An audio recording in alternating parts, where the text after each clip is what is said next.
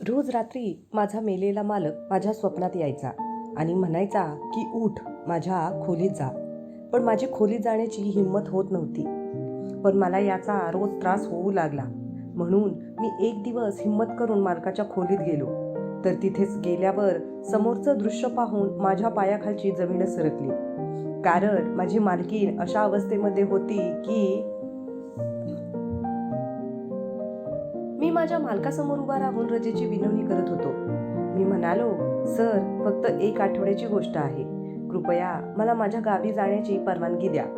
माझ्या पत्नीची प्रसूती या आठवड्यात होणार आहे. या कठीण काळात मला माझ्या पत्नीसोबत राहायचं आहे. मालक कोणाच्या तरी दुःखाचा बळी झाला होता. तो म्हणाला, तुझ्या जाण्याने मला खूप त्रास होईल. मला सांग, मी तुला कसं सोडू? मी खूप अस्वस्थ झालो आणि म्हणालो, मालक, तुमचं काय नुकसान आहे? मी फक्त तुमचा एक साधा ड्रायव्हर आहे. मालक म्हणाला, माझ्याकडे खूप मोठं रहस्य आहे. तुला ते कळलं तर विश्वास बसेल की तू किती खास आहे माझ्यासाठी. मी म्हणालो, मला पण सांगा ते रहस्य काय आहे? मालक म्हणाला, तू पत्नीच्या प्रसूतीपासून मुक्त हो. तू परत येशील तेव्हा मी तुला अनेक महत्त्वाच्या गोष्टी सांगेन. आजच्या आधी मालक माझ्याशी असं कधीच बोलला नव्हता. आता मालकाचे रहस्य जाणून घेण्याची माझी इच्छा वाढली होती. मी म्हणालो, मालक, मला अशी शांती मिळणार नाही. मी माझ्या गावी जाईन. तुमच्या बोलण्याचा विचार करून मला काळजी वाटत आहे. तुम्ही जाण्यापूर्वी मला सर्व काही सांगा. मालक म्हणाले, वीरेन, काही गोष्टींची तू स्वतः चौकशी कर. मग तुला सर्व काही कळेल. तू मला वचन दे की तू लवकरच परत येशील. मी माझ्या मालकाला वचन दिले. मी माझ्या खोलीत परत आलो आणि सामान बांधू लागलो. पण आतापर्यंत माझे मन मालकाच्या बोलण्यात गुरफटले होते. त्यांना मला काय सांगायचं होतं ते मला कळेना. मी माझ्या डोक्यावर खूप ताण दिला, तरीही मला काही समजलं नाही. मी स्वतःला एक सामान्य ड्रायव्हर असल्याचं समजलं. त्याशिवाय मालकाच्या आयुष्यात माझी अशी कोणतीच भूमिका नव्हती. मी मान टेकून म्हणालो की हे मोठे लोक काय म्हणतात याकडे लक्ष देऊ नये. आत्तासाठी मी माझ्या भावी मुलावर आणि पत्नीवर लक्ष केंद्रित केलं पाहिजे. माझ्या मालकाने मला माझ्या संपूर्ण महिन्याचा पगार दिला होता. बाजारातून जाताना मी माझ्या बाळासाठी नवीन लाल रंगाचा ड्रेस आणला होता. आता पटकन मला माझ्या गावी जायचं होतं. मी संध्याकाळच्या बसने माझ्या गावी पोहोचलो होतो. माझी पत्नी मला पाहून खूप आनंदित झाली. ती म्हणाली की हे माझ्यासाठी खूप कठीण आहे. मी तुमची आतुरतेने वाट पाहत होते. मी हसून म्हणालो, आता मी आलो आहे. सर्व काही ठीक होईल. माझ्या आई वडिलांनाही मुलाच्या आगमनाने खूप आनंद झाला. जेव्हा आम्ही माझ्या पत्नीला बाळाची खरेदी दाखवली तेव्हा तिच्या डोळ्यात आनंदाश्रू आले. मी तर माझ्या बाळाचा नावाचा विचारही केला होता. आनंद आणि आनंदी ही नावं खूप छान वाटत होतं. मग माझ्या सुट्टीचा 3रा दिवस होता. मग माझ्या पत्नीची तब्येत बिघडली. मी तिला दवाखान्यात घेऊन गेलो. माझ्या मुलीचा जन्म झाला. हा दिवस माझ्या आयुष्यातील सर्वात सुंदर दिवस होता. मी खूप आनंदी होतो. सर्वजण आनंदी होते. म्हणून 2 दिवस मी माझ्या मुलीमध्ये हरवलो होतो. मला भानच राहिले नाही. मग माझ्या मालकाचे शब्द मनात घुमू लागले. ज्या कामासाठी मी आलो होतो ते काम पूर्ण झालं आहे असं मला वाटलं. मी आता परत जायला हवं. कदाचित मालकाला माझ्याशी काहीतरी खूप महत्त्वाचं बोलायचं असेल. हाच विचार करून मी परत यायचं ठरवलं होतं. एवढ्या लवकर परत गेल्याने माझ्या बायकोचा माझ्यावर खूप राग होता. पण मग मी तिला समजावले, दुःखी होऊ नकोस. मी काही महत्त्वाच्या कामासाठी जात आहे आणि लवकरच परत येईन. माझी बायको खूप नाराज होती. पण मी काय करू? मी पण असहाय्य होतो. मला परत जावं लागलं. मालकाच्या घरी पोचल्यावर मला दुःखाचं वातावरण वाटलं. मन खूप घाबरलेलं होतं. मला वाटलं की कदाचित मी माझ्या मुलीला सोडलं आहे आणि म्हणूनच माझं मन दुःखी आहे. मी घरात गेल्यावर चौकीदार म्हणाला की वीरेन, तू कसला माणूस आहेस? या घराचा मालक वारला आहे पण तू परत आला नाहीस. मला माहित नाही तू कोणत्या जगात हरवलास. मी मोठ्या मुश्किलीने त्या चौकीदाराकडे पाहिलं. कारण माझा या शब्दावर विश्वासच बसत नव्हता. तो असं का बोलत होता तेच कळत नाही. मी म्हणालो, तू शुद्धीत आहेस ना? तू असं फालतू काही पण काय बोलत आहेस? चौकीदार म्हणाला, आता असं म्हणू नकोस की तुला याबद्दल काहीच माहीत नाही.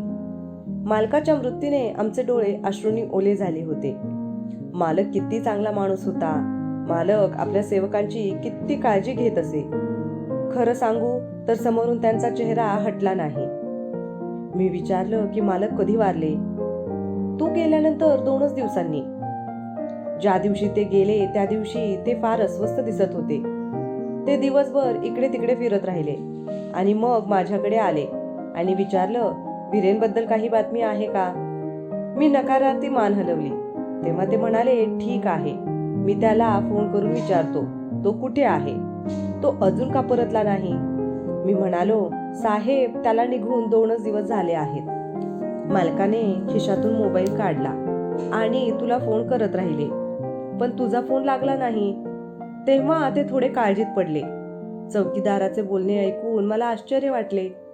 शेवटी मालकाच्या आयुष्यात अचानक माझी गरज कशी वाढली आणि ते माझ्या परत येण्यासाठी एवढे उद्विग्न का झाले? एवढ्यात माझ्या मनात आलं की फोन पहावा. प्रत्यक्षात मालकाने मला माझ्या नंबरवर 2दा फोन केला होता. मला वाटले की कदाचित जुना मिस कॉल असावा, म्हणून मी त्याच्याकडे विशेष लक्ष दिले नाही. मी चौकीदाराला म्हणालो, शामू, तुला माहीत आहे का मालकाला मला काय म्हणायचं होतं? श्याम हसून म्हणाला, वीरेन, तुला माहीत आहे की आपण नोकर लोक मोठ्यांच्या कामात ढवळाढवळ करत नाही. मालकाच्या मृत्यूनंतर मलाही वाटलं की त्या दिवशी मालकाला विचारलं असतं तर बरं झालं असतं. अखेर त्यांना माझ्याकडून काय जाणून घ्यायचं होतं. आम्ही दोघं गेटवर उभं राहून बोलत होतो. तेवढ्यात एक मोलकरीण आली आणि म्हणाली, वीरेन, मालकीन तुला बोलावत आहे. मी होकार दिला आणि तिच्या पाठीमागे गेलो. त्यांनी स्वतःला चांगले लपवले होते. माझ्याकडे बघून म्हणाली, वीरेन, तू तुझ्या धण्याच्या चितेलाही आला नाहीस. मी म्हणालो, मालकीनबाई, मला त्यांच्या मृत्यूची अजिबात माहिती नव्हती. गेटवरच वॉचमॅनने मला सांगितल्यावर मला खूप पश्चाताप झाला. त्यावेळी मी इथे नव्हतो. वॉचमॅनने सांगितलं की तुझ्या घरी मूल झालं आहे. मी म्हणालो, मॅडम, देवाच्या कृपेने मला मुलगी झाली आहे. ती म्हणाली, तुमचे खूप खूप अभिनंदन. तुम्हाला अजून 1 आठवड्याची सुट्टी हवी असेल तर मी द्यायला तयार आहे. मालकिनीचं हे बोलणं ऐकून मला आश्चर्य वाटलं, कारण तिच्या घरी माझं काम फक्त मालकाला घरून घेऊन जाणं होतं. ऑफिस आणि ऑफिसमधून घरी सोडायचं. आता मालक नाही राहिले म्हणजे माझी नोकरीही संपली. मी म्हणालो, मालकीन, मला इथे आता काही काम नाही. मी माझ्या गावी परत जाईन आणि तिथं काही काम शोधून काढेन. मालकीन पटकन म्हणाली, काय बोलतोस वीरेन? मालकाच्या मृत्यूनंतर तू ही नोकरी सोडणार का? तुझं काम फक्त त्यांच्यापुरतंच मर्यादित होतं का? वीरेन, बाकी एकही नोकर नोकरी सोडण्याबद्दल बोलला नाही. मग तू असं का बोलतोयस? मी म्हणालो, मालकीन, माझं काम फक्त मालकांसाठी होतं. आता मालक नाही राहिले तर मी इथे राहून काय करणार? आता मला तुझी गरज आहे. हे काम सोडून जाऊ नकोस. मला माझ्या मालकिणीबद्दल वाईट वाटले, म्हणून जोपर्यंत मालकिणीला माझी गरज आहे तोपर्यंत तिथं राहण्याचा माझा हेतू होता. तोपर्यंत मी इथंच राहीन, म्हणून मी होकारात ती मान डोलावली आणि बाहेर पडलो. आम्हा सर्व नोकरांना राहण्यासाठी छतही देण्यात आलं. मी माझ्या खोलीत येऊन बसलो. माझं हृदय प्रत्येक गोष्टीने धडधडत होतं. मृत्यू ही खूप भीतीदायक गोष्ट आहे. या क्षणी माणूस आपल्या समोर असतो, फिरत असतो आणि मग अशी वेळ सुद्धा येते. त्या व्यक्तीचा कोणताही मागमूस शिल्लक नाही, फक्त त्याची आठवण उरते. माझ्या धन्याच्या निधनाने मला खूप मोठा धक्का बसला, कारण तो खूप छान माणूस होता. मी गेली कित्येक वर्ष त्याच्यासोबत काम करत होतो. आम्हाला पगार देण्याच्या बाबतीतही मालकांनी मला त्रास दिला नाही. त्यांनी नेहमीच लोकांची खूप काळजी घेतली. मला कधीही त्यांचा राग आला नाही. रागाच्या भरातही तो आमच्याशी कधीच बोलला नाही. मालक माझ्याशी कधीच काही विशिष्ट प्रकारे बोलत नाहीत, असंच म्हणावं लागेल.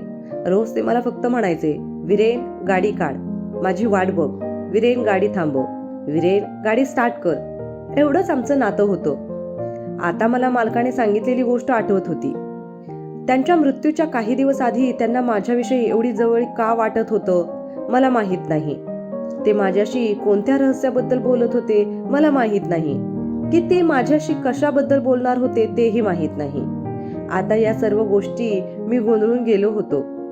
आता मला याबद्दल कोणालाही विचारता येत नव्हतं आणि माझ्या हातात काही उत्तर नव्हतं. रात्र झाली की एक कामवाली मावशी माझ्या खोलीत जेवण घेऊन आली. ती माझ्याकडे पाहत म्हणाली, "विरेन, मालक तुझी खूप आठवण काढत होते." तिचं हे बोलणं ऐकून मला खूप आश्चर्य वाटलं. मी सावध झालो. मी म्हणालो, "तुला कसं हे माहीत?"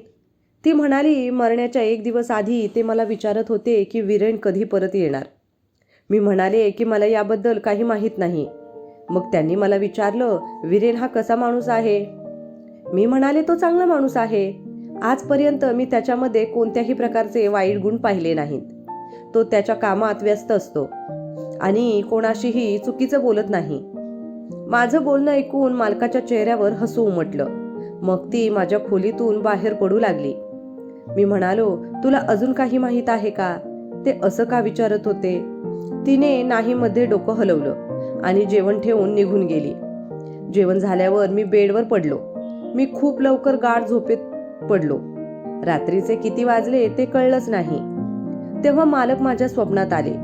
ते म्हणू लागले, "विरेन, लवकर उठ आणि माझ्या खोलीत जा. तिथे काहीतरी तुझी वाट पाहत आहे." मी घाबरून उठलो. माझं संपूर्ण शरीर घामाने भिजलं होतं. मी डोके धरून बसलो. माझ्या स्वप्नात येणाऱ्या मालकाची आकृती मला आश्चर्यचकित करत होती. मी पटकन 2 ग्लास पाणी प्यायलो आणि उठलो आणि खोलीत फिरू लागलो आणि विचार करू लागलो की मालक माझ्या स्वप्नात का आले? त्यांनी मला त्यांच्या खोलीत जाण्याचा इशारा का केला होता? कदाचित त्यांच्या खोलीत काहीतरी असेल ज्यामुळे माझे सर्व प्रश्न सुटतील.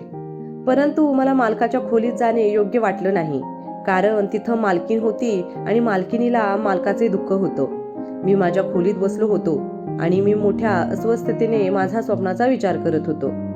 मग मी मान हलवली आणि विचार केला की कदाचित आज दिवसभर सर्वांच्या तोंडून मालकाचे शब्द ऐकले असतील, त्यामुळे मला स्वप्न पडले. या स्वप्नाचा माझ्याशी काहीही संबंध नाही. हा सगळा विचार करत असतानाच रात्र उलटून गेली होती आणि सकाळ उजाडली होती. मी पटकन माझ्या पत्नीचा नंबर डायल केला आणि तिच्याशी बोलू लागलो. माझा आवाज ऐकून ती ढसाढसा रडू लागली. ती म्हणाली की तुम्ही मला सोडून का निघून गेलात? तुमची मुलगी रात्रभर रडते. मला नाही सांभाळता येत. तुम्ही या इकडे तुझ्या मुलीला बघायला. मी म्हणालो, "काय झालं?" "आरती, तू एवढ्या कमकुवत हृदयाची कधीच नव्हतीस. तू खूप धैर्यवान आहेस. मला पूर्ण आशा आहे की ही कठीण वेळ देखील निघून जाईल." मग जेव्हा मी तिला माझ्या मालकाच्या मृत्यूबद्दल सांगितलं तेव्हा ती खूप दुःखी झाली आणि म्हणू लागली, "विरेन, ते असे अचानक कसे गेले?" मी म्हणालो, "मला पण याबद्दल काहीच माहीत नाही. पण रजा घेऊन मी घरी परतणार होतो तेव्हा मालकाने मला सांगितलं की त्यांना माझ्याशी काही महत्त्वाची चर्चा करायची आहे. मला याबद्दल खूप वाईट वाटतं." आरती, जीवनाने त्यांच्या मनातील सांगण्यासाठी त्यांना पुरेसा वेळ दिला नाही. त्यानंतर जेव्हा मी तिला माझ्या स्वप्नाबद्दल सांगितलं तेव्हा तिला धक्काच बसला. ती म्हणाली, "विरेन, मुर्दे असे कोणाच्या स्वप्नात येत नाही. त्यांना नक्कीच तुझ्याशी काहीतरी महत्त्वाचं बोलायचं होतं. तू झोपेतून उठल्यावर पटकन तुम्ही त्यांच्या खोलीत जायला हवं होतं." मी म्हणालो, "आरती, तू काय बोलत आहेस? रात्रीची वेळ होती. मालकीण तिच्या खोलीत होती. ती तिच्या नवऱ्याच्या दुःखात बसून राहते. मी तरुण आहे आणि नोकरही आहे. त्यामुळे मालकिणीच्या खोलीत जाणं चांगलं नाही." आरती म्हणाली, "विरेन, तू तुझ्या मालकिणीला तुझ्या स्वप्नाबद्दल सांग. कदाचित कोणीतरी तुला मदत करेल." मी म्हणालो, "हो, आता असं काहीतरी करावं लागेल." मग मी माझ्या मुलीबद्दल विचारू लागलो. थोड्या वेळाने मोलकरीण माझ्याकडे आली आणि म्हणाली, "मालकीणबाईंनी तुला गाडी बाहेर काढायला सांगितलं आहे." मी होकारार्थी मान हलवली आणि पटकन फोन बंद केला आणि माझ्या खोलीतून बाहेर आलो. मी गाडी चालू केली तेव्हा मालकीणबाई येऊन बसल्या होत्या आणि ती म्हणाली, "मला ऑफिसला घेऊन जा." ऑफिसच्या वाटेवर मी गाडी वळवली तेव्हा मालकिणीने म्हणायला सुरुवात केली, "विरेन, तू किती शिकला आहेस?" हा असा प्रश्न होता जो आजपर्यंत मला मालकांनीही विचारला नव्हता. मी म्हणालो, "मी 10वी पास आहे." मग मालकीण म्हणाली, "विरेन, मरण्यापूर्वी तुझे मालक विचित्र बोलत होते. तो म्हणत होता की मला काहीही झाले तर तू विरेनवर विश्वास ठेवू शकतेस. तो चांगला आणि सभ्य मुलगा आहे. त्याचं शिक्षण कमी आहे, पण ऑफिसच्या बाबतीत तुम्ही त्याची मदत घेऊ शकता. तो तुला कोणत्याही प्रकारे त्रास होऊ देणार नाही." खरं सांगू, मला हा व्यवसाय वगैरे काही समजत नाही. तूच सांग, मी हे सगळं कसं सांभाळायचं? माझ्या मागे कोणीही नाही. आता तुला तुझ्या मालकाच्या इच्छेचे पालन करावे लागेल आणि मला मदत करावी लागेल. मी म्हणालो, मॅडम, मी गावातील आहे, मी कमी शिकलेला आहे आणि मला व्यवसाय वगैरे शून्य ज्ञान आहे. मी तुम्हाला कशी मदत करू? मालकीन म्हणाल्या, विरेन, बघ, ही तुझ्या धण्याची इच्छा आहे. तुझं एकच काम आहे, तू फक्त तुझ्या मालकांच्या खुर्चीत जाऊन बसायचं आहे आणि सर्वांवर नजर ठेवायची आहे. बाकीच्या व्यवसायातील बाबी मॅनेजर सांभाळतील. मी अजून माझ्या नवऱ्याची अस्थि विसर्जन नाही केले. ते केल्यावरच पुढे काय करायचं याचा मी विचार करेन. तोपर्यंत तू मला मदत कर आणि मग बॉसच्या खुर्चीवर बसून तुझा पगार लाखो रुपयात होईल याची तू कल्पनाही करू शकत नाही. मालकिनीचे म्हणणे ऐकून मी थक्क झालो.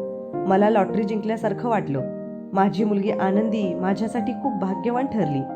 आता मोलकरी माझ्याकडून ही अपेक्षा करत होती म्हणून मी तिला नकार देऊ शकत नव्हतो. ती माझ्यासोबत ऑफिसला आली होती आणि तिने सगळ्यांना समजावून सांगितलं होतं की आजपासून विरेन या ऑफिसचा बॉस आहे.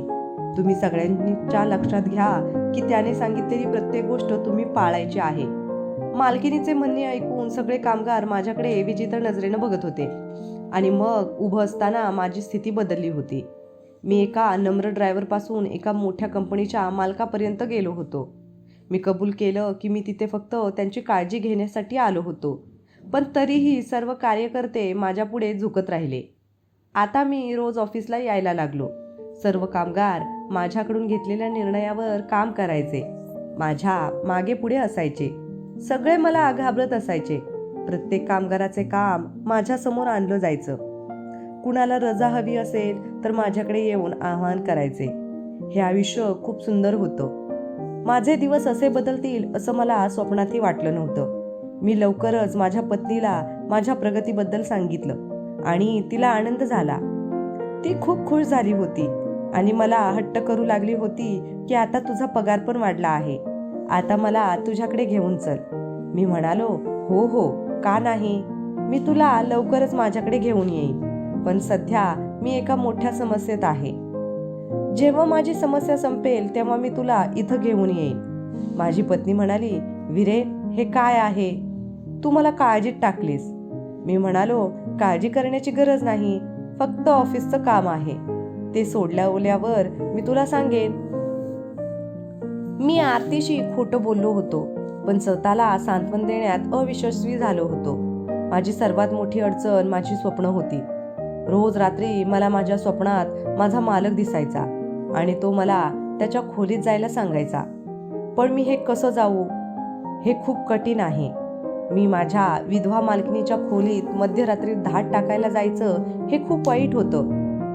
मग ती मालकीन माझ्यावर रागून माझी संपत्ती माझ्याकडून काढून घेईल अशी भीती वाटत होती.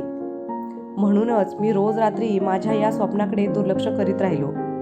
माझ्या मालकिनीच्या ऑफिसमध्ये रुजू होऊन मला 1 महिना झाला होता आणि आता माझा पगार पण माझ्या हातात आला होता.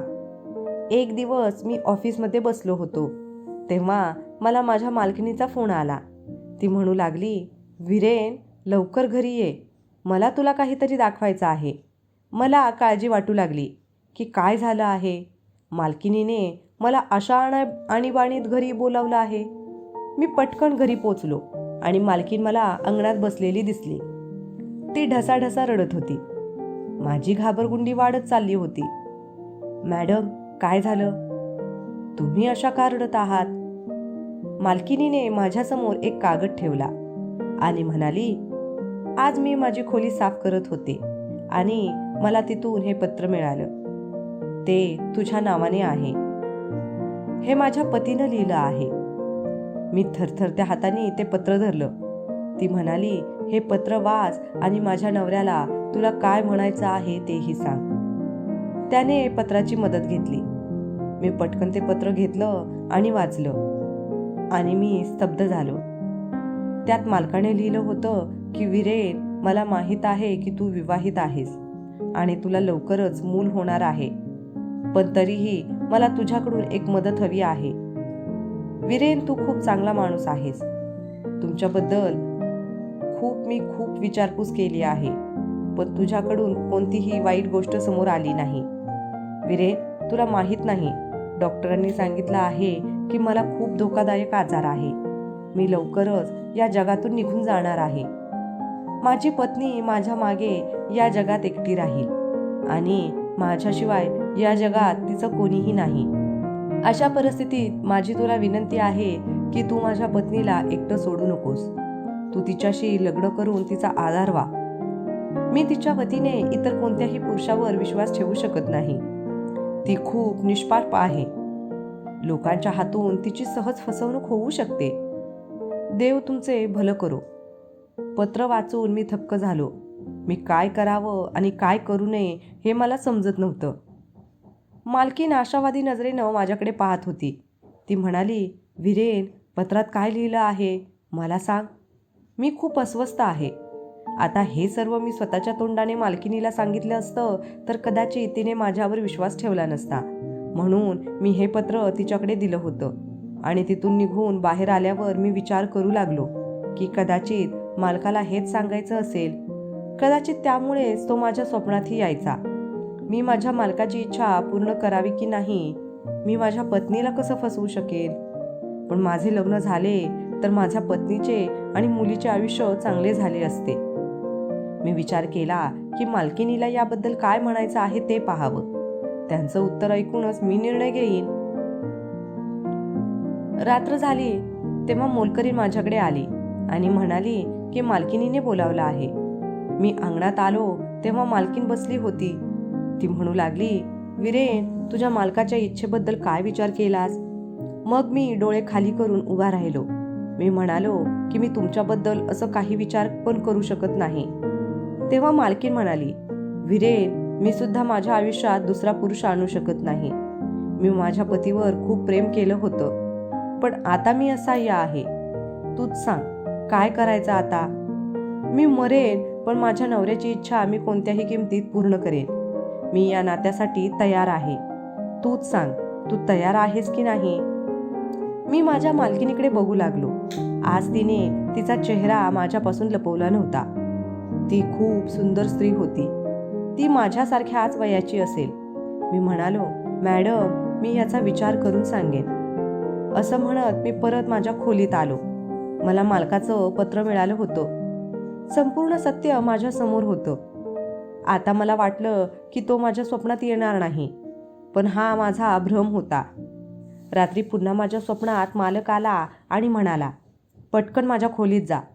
आता पत्र मिळालं आहे असा विचार करून मी पटकन झोपेतून जागा झालो. आता खोलीत जाण्याची काय गरज आहे. तरीही उत्तर मिळवण्यासाठी मी हिंमत केली. मी अचानक उठलो आणि वेळ न दवडता मालकाच्या खोलीत शिरलो. समोरचं दृश्य पाहून माझ्या पायाखालची जमीनच सरकली. मालकिनीची नजर माझ्यावर पडताच ती थरथरू लागली. ती पटकन उभी राहून माझ्याकडे धावत आली आणि माझा हात धरून म्हणाली, मी तुझ्यावर खूप प्रेम करते. हे गुपित गुपितच राहू दे. आपण दोघं लग्न करू. मी सर्व संपत्ती तुझ्या नावावर करून देईन. आपण आयुष्यभर आरामात घालूयात. फक्त तू आज जे काही पाहिलं आहे ते तू याआधी कधीही न पाहिल्याप्रमाणे वाग. मी म्हणालो, मालकीन, हे सर्व काय आहे. मला प्रत्येक गोष्टीची सत्यता जाणून घ्यायची आहे. मालकीन खूप घाबरली आणि ती म्हणाली, वीरेन, मी करोडपती बापाची पोर आहे. त्यानं माझं लग्न त्याच्या ऑफिसमधल्या एका कामगाराशी केलं. ही सगळी संपत्ती तुझ्या बॉसची नाही तर माझी आहे. मी पण त्या व्यक्तीच्या प्रेमात पडले. त्यामुळेच आमचं लग्न झालं आणि आम्ही एकमेकांसोबत खूप आनंदी होतो. दीपक प्रत्येक प्रकारे चांगला नवरा आहे हे सिद्ध झालं. माझं आयुष्य खूप चांगलं चाललं होतं. पण नंतर दीपकने तुला माझा ड्रायव्हर म्हणून कामावर ठेवलं. तुला पाहिल्यावर मला तू आवडायला लागला. पण मी प्रत्येक वेळी माझं मन मारत असे. मी माझा विचार दाबून टाकायचे. बरीच वर्ष मी स्वतःवर नियंत्रण ठेवलं होतं. पण आता मी तुझ्यापासून दूर राहू शकत नव्हते. म्हणूनच मी दीपकला मार्गातून दूर करण्याचा निर्णय घेतला. पण त्याला हे सर्व कसं कळलं ते माहीत नाही. त्याला तुझ्याशी बोलायचं होतं, पण तुला काढून टाकायचं होतं. मी तुला माझ्यापासून दूर ठेवू शकले नाही. म्हणूनच मी दीपकच्या जेवणात असं औषध मिसळू लागले की ज्यामुळे त्याचं शरीर निर्जीव झालं. मला माहीत आहे की या जगात सर्व काही पैशाने होऊ शकतं. मी काही लोकांना खूप पैसे देऊन माझ्या गोटात अडकवलं होतं आणि दीपकच्या मृत्यूचा बनाव केला होता. यावेळी मी दीपकला औषधांद्वारे बेशुद्ध ठेवलं होतं. त्याचा मृतदेह सर्वांनी पाहिला होता, पण मी दीपकला जाळू दिलं नाही, कारण शेवटच्या क्षणी मला कळालं की माझी सर्व मालमत्ता दीपकच्या नावावर आहे. आपल्या मृत्यूनंतर हे त्यांनी मृत्यूपत्रात लिहिलं आहे की त्याच्या मृत्यूनंतर ही सर्व मालमत्ता वीरेनला द्यावी, असं त्याने मृत्यूपत्रात लिहिलं आहे. मलाही माझी संपत्ती हवी होती. मालकिनीचे बोलणे ऐकून मी पूर्णपणे चकित झालो. मालकांना अशा या अवस्थेमध्ये समोर पाहून मी सुद्धा खूप अस्वस्थ झालो. ती मला म्हणाली की माझी सगळी संपत्ती तू माझ्या नावाने कर, आणि तिने मला अचानक प्रश्न विचारला की तू एवढ्या रात्री माझ्या खोलीत कसा आलास. मी म्हणालो, जेव्हापासून मी इथे परत आलो आहे, रोज रात्री मालक माझ्या स्वप्नात येतात आणि मला या खोलीत यायला सांगतात, म्हणूनच मी आज इथं आलो आहे. पुढे ती म्हणाली, तुझा काय निर्णय आहे. मी म्हणालो, तुम्ही मला मालकांना परत द्या आणि मग मी तुझ्याशी लग्न करेन. मला वाटले की मी अशा माणसाला अशा दुःखात सोडू शकत नाही, ज्याला देव स्वतः मदत करू इच्छितो, ज्याच्याबद्दल मला दररोज रात्री स्वप्नात एक इशारा दिला जात होता. मालकिनीने मालकांना माझ्या स्वाधीन केलं. मी मालकाला माझ्या जवळ ठेवलं आणि काही दिवसातच मालक बरा झाला. मालक आता पूर्णपणे निरोगी झाला होता. मी त्यांचे प्राण वाचवल्याबद्दल त्याने माझे खूप आभार मानले. मी माझ्या गावी परत जाऊ लागलो तेव्हा मालकाने मला 10 लाख रुपये बक्षीस म्हणून दिले, जे मी घेण्यास नकार दिला. पण जेव्हा त्यांनी जबरदस्ती केली त्यामुळे मला ते स्वीकारावे लागले. मालकाने आपली सर्व मालमत्ता मालकिनीला दिली आणि तिला घटस्फोट दिल्यानंतर तो तिच्या आयुष्यातून कायमचा निघून गेला. एक स्त्री जी दुसऱ्या पुरुषासाठी स्वतःच्या नवऱ्यासोबत हे सगळं करू शकते, तिच्या बाबतीत हेच व्हायला हवं होतं. आजही मला काळजी वाटते आणि या गोष्टीचा विचार करतो. मला माहीत नाही की मालकाचे कोणते चांगले गुण त्याच्यासाठी उपयोगी होते, की देवाने त्याला वाचवण्यासाठी अशा प्रकारे मदत केली. मग मला वाटतं की मारणाऱ्यापेक्षा वाचवणाऱ्याचं काम चांगलं आहे. देव त्याच्या कामाचे चमत्कार लोकांना असेच दाखवतो, जेणेकरून मानवांना समजेल की देव आपल्याला खूप जवळ आहे.